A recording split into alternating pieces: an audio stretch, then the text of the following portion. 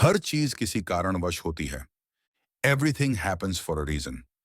हमारी जिंदगी में जो कुछ भी होता है वह यूं ही नहीं होता। हर घटना, चाहे वह अच्छी हो या बुरी, अपने भीतर कोई ना कोई उद्देश्य, सबक या संकेत लिए होती है। अक्सर जब हम मुश्किल दौर से गुजरते हैं या जब कुछ अप्रत्याशित होता है तो हम सोचते हैं, आखिर ऐसा क्यों हुआ। परंतु समय बीतने के बाद हमें समझ आता है कि जो हुआ वह किसी बड़ी योजना का हिस्सा था। इस विचारधारा को हम हर चीज किसी कारणवश होती है, everything happens for a reason कहते हैं।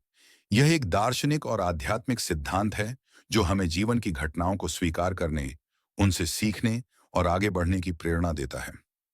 पहली, जीवन में घटनाओं का उद्देश्य। जब कोई रिश्ता टूटता है, नौकरी चली जाती है, स्वास्थ्य बिगड़ता है या कोई प्रिय व्यक्ति हमसे दूर हो जाता है, तो ऐसा लगता है कि सब कुछ खत्म हो गया है।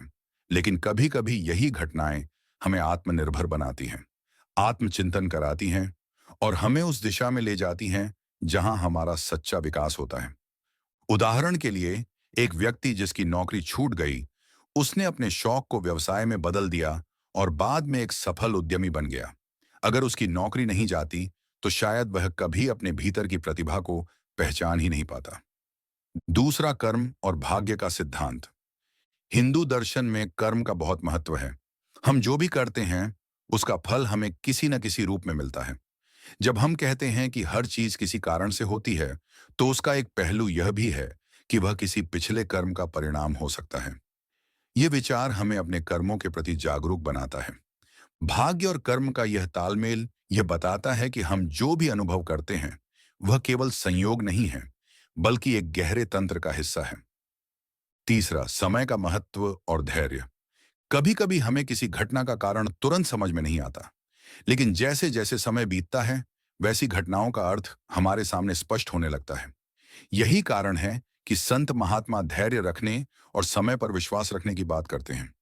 जो व्यक्ति कठिनाइयों के समय धैर्य बनाए रखता है वह भविष्य में उन्हीं अनुभवों से ताकत हासिल करता है। समय सब कुछ सिखा देता है, बशर्ते हम खुले मन से सीखने के लिए तैयार हों। चौथा, आत्मविकास की ओर एक कदम।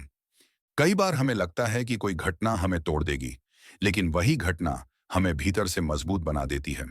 उदाहरण के लिए, किसी की असफलता उसे आत्म मंथन के लिए प्रेरित कर सकती है। वह अपनी कमजोरियों को पहचानता है और उन्हें सुधारता है। कई सफल लोगों ने स्वीकार किया है कि उनकी सबसे बड़ी असफलता ही उनके जीवन का सबसे बड़ा मोड़ बनी। उन्होंने उस कठिन समय से निकलकर खुद को निखारा। पांचवां, आध्यात्मिक दृष्टिकोण।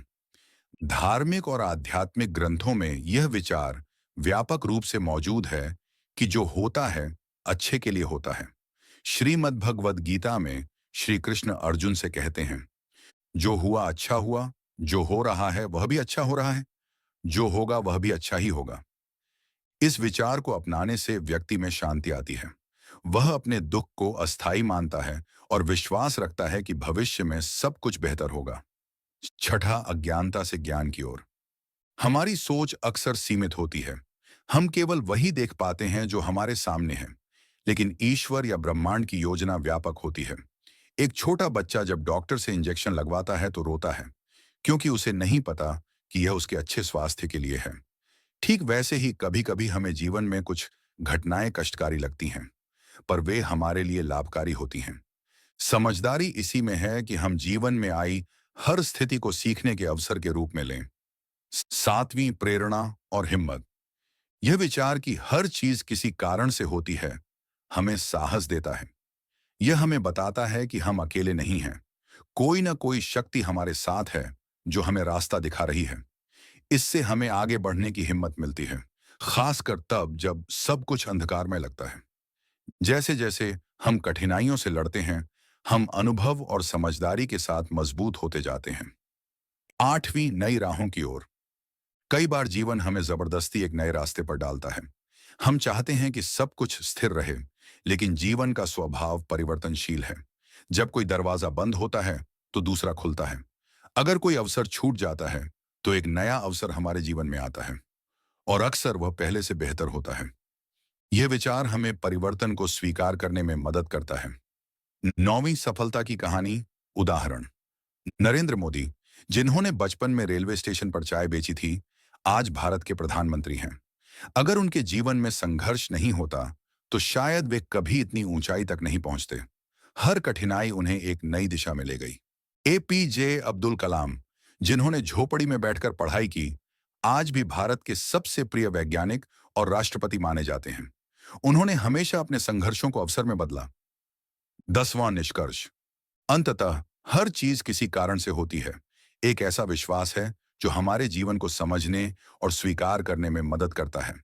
यह हमें अपने अतीत से सीखकर वर्तमान में जीने और बेहतर भविष्य की ओर बढ़ने की प्रेरणा देता है। इस विचार को अपनाने से हम जीवन की हर परिस्थिति में आशा बनाए रखते हैं। हम जानते हैं कि अगर अभी कुछ गलत हो रहा है, तो उसका कोई अर्थ जरूर है और वह हमें एक बेहतर दिशा में ले जाएगा।